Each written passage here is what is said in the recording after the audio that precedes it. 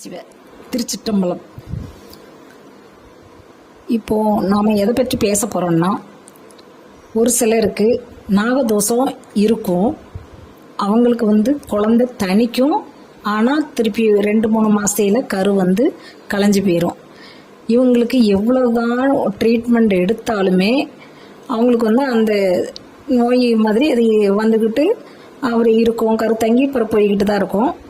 நாம் இதுக்கு என்ன செய்யணும்னா, 3 விதத்தில் நம்ம அவங்க உடம்ப நல்லா கவனித்து பார்த்து பரிகாரமும் செய்யணும். சாதாரணமாக பரிகாரம் செஞ்சால் கேட்காது. நம்ம அதுக்கு தனியாக ஒரு பரிகாரம் இருக்குது, அதை நான் சொல்கிறேன். இவங்க இந்த மாதிரி 2-3 மாதத்தில் கரு அல்லாமல் போகிறவங்களுக்கு மெடிக்கல் செக்கப் நல்லா பண்ணிக்கணும். உடம்பு ரீதியாக கர்ப்பப்பையில் எந்த ஃபால்ட்டும் இல்லாமல் இருக்கான்னு நம்ம உடம்பு செக்கப் பண்ணி மருத்துவ ரீதியாக நம்ம உடம்ப கவனிச்சிக்கணும். 2வது, நல்ல ஜாதகம் பார்க்கக்கூடியவங்கக்கிட்ட போய் நல்ல ஜாதகம் பார்க்கணும். ஜாதகத்தில் எந்த பிரச்சனையும் இல்லை, இவங்களுக்கு குழந்தை இருந்தே ஆகணும் அப்படின்னு அவங்க சொல்லி அதுக்கு ஒரு பரிகாரம் அவங்க சொல்லியிருப்பாங்க. நீங்களும் அந்த பரிகாரத்தை செஞ்சுருப்பீங்க, ஆனால் அது உங்களுக்கு சரிவரை எடுபடாமல் இருக்கலாம். இப்படி இருக்கக்கூடியவங்க நீங்கள் என்ன செய்யணும், தெய்வத்து மேலே ரொம்ப நம்பிக்கை வைக்கணும். ரொம்பன்னா தெய்வத்தை, அதாவது முருகரை ரொம்ப வழிபடணும், மனசார வேண்டிக்கணும். நம்ம தானம் தர்மம் நல்லா செய்யணும். முருகர் கோயிலுக்கு அடிக்கடி போய் முருகர்கிட்ட குழந்தை வரோம் எனக்கு கொடுங்கன்னு சொல்லி வேண்டிக்கலாம். ஆனால் மெயினான ஒரு பாயிண்ட் இருக்குது, அது என்னென்னா நாகதோஷத்தை நம்ம கழிக்கணும். சாதாரண முறையில் நாகதோஷத்தை 1 நாள் 2 நாள் விரதம் இருந்துட்டு நாகதோஷம் நான் கழிச்சிட்டேன், எனக்கு மறுபடியும் கரு தங்கலை அப்படின்னு சொல்லக்கூடாது. நம்ம சாதாரண முறையில் கழிக்கிறது ஈடுபடாது. நீங்கள் ஆதிசேஷன், அதாவது நாகத்துக்கெல்லாம் தலைவர் ஆதிசேஷன் தான். அப்போ நீங்கள் ஆதிசேஷனை நோக்கி ஓரளவு உண்மையான பக்தியோட செஞ்ச தவறுகளுக்கு மன்னிப்பு கேட்டு விரதம் இருந்து இந்த தோஷத்தை கழிக்கணும். அது எப்படின்னு இப்போ நான் சொல்கிறேன், இங்கே ரொம்ப கவனமாக கேட்டுக்கங்க. இது அனுபவ முறையில் நான் உங்களுக்கு சொல்கிற பதிவு. இப்போ ஆதிசேஷனை வணங்கணும்னா சாதாரண முறையில் நீங்கள் வணங்கிட முடியாது. அவர்கிட்ட நீங்கள் எந்த ஜென்மத்திலேயோ ஒரு சிறு தவறுகள், பாம்பு அடித்து கொண்டிருக்கலாம், இல்லை வேறு விதத்தில் ஏதோ பாவங்கள் செஞ்சுருக்கலாம். அதனாலேயே அந்த தோஷமோ பாவமோ உங்களுக்கு இருந்து இந்த மாதிரி கரு தணிச்சு அப்புறம் அழிஞ்சிக்கிட்டு கரு தணிச்சு அழிஞ்சிக்கிட்டே இருக்கலாம். அதனால் ஆதிசேஷனை நீங்கள் மனசில் நினச்சிக்கிட்டு 9 வாரத்துக்கு இல்லைன்னா 9 நாள், இந்த 2ல் ஏதாவது ஒன்று கணக்கில் எடுத்துக்கங்க. எடுத்துக்கிட்டு விரதம் இருக்க ஆரம்பிங்க.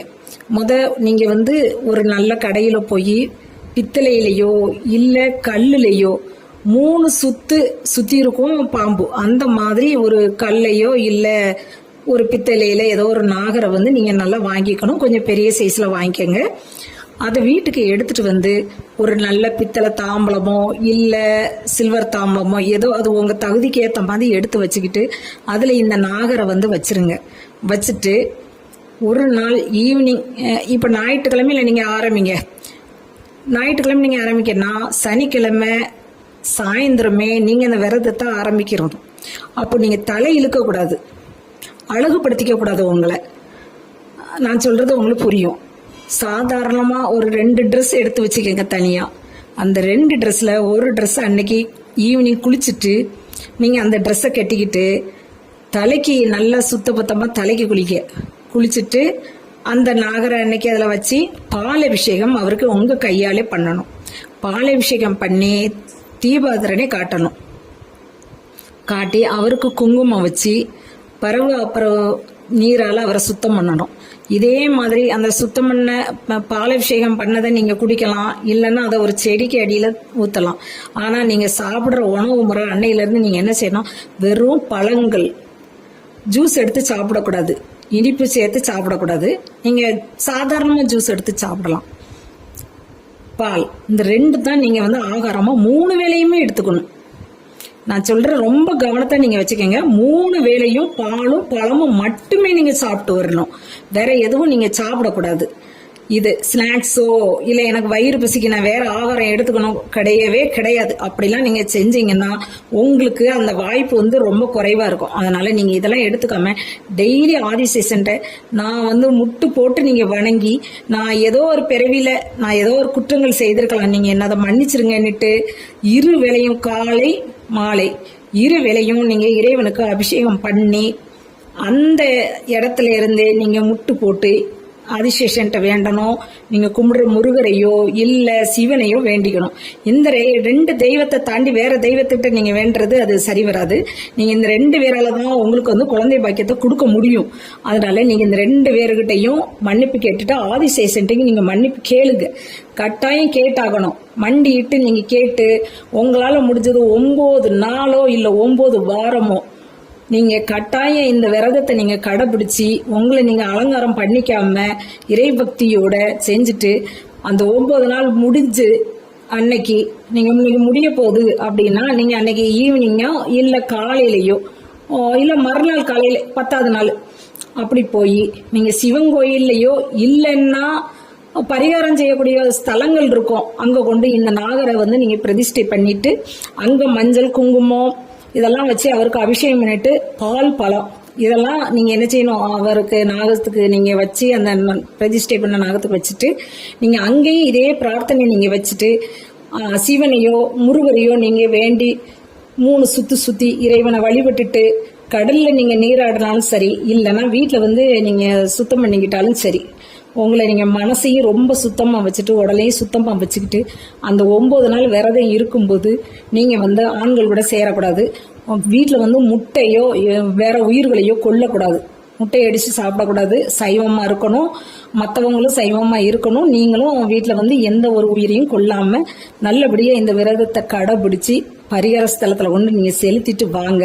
அதுக்கு பிறகு உங்களுக்கு இறைவன் குழந்தை கொடுக்கறதுக்கு சம்மதிப்பாரு. உங்களுக்கு ஒரு குழந்தை வர்றதுக்கு அழகான குழந்தைய நீங்க பெற்றெடுத்து தொட்டில் ஆட்டி சீராட்டி பாலூட்டி சீராட்டி வளர்க்கலாம்.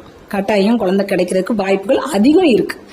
நீங்க உங்க உடம்பையும் சுத்தம் பண்ணிக்கங்க, உங்க மனசையும் சுத்தம் பண்ணிக்கிட்டு இந்த விரதத்தை நீங்க கடைபிடிச்சு வந்தீங்கன்னா நிச்சயம் உங்களுக்கு குழந்தை பிறக்கிறதுக்கு 90% உங்களுக்கு வாய்ப்புகள் இருக்கு.